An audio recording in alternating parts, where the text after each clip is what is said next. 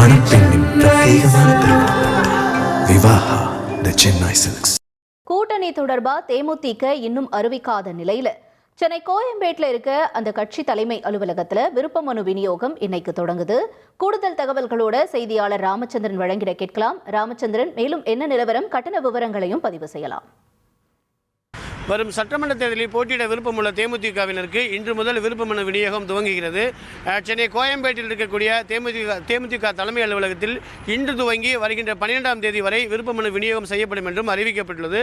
தமிழகத்தை பொறுத்தவரை 234 சட்டமன்ற தொகுதிக்கும், புதுச்சேரியை பொறுத்தவரை 30 சட்டமன்ற தொகுதிக்கும் விருப்ப மனு விநியோகம் நடைபெறும் என்றும் அறிவிக்கப்பட்டுள்ளது.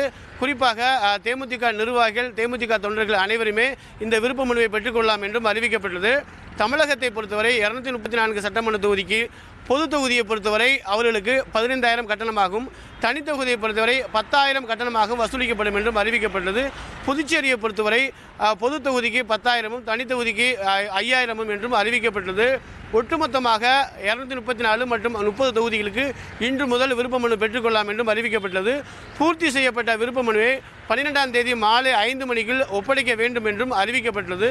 குறிப்பாக தேமுதிகவை பொறுத்தவரை இதுவரை கூட்டணி நிலைப்பாடு குறித்து இறுதி முடிவு எட்டப்படாத நிலையில் தற்பொழுது விருப்ப மனு விநியோகத்தை துவங்கியுள்ளது குறிப்பிடத்தக்கது.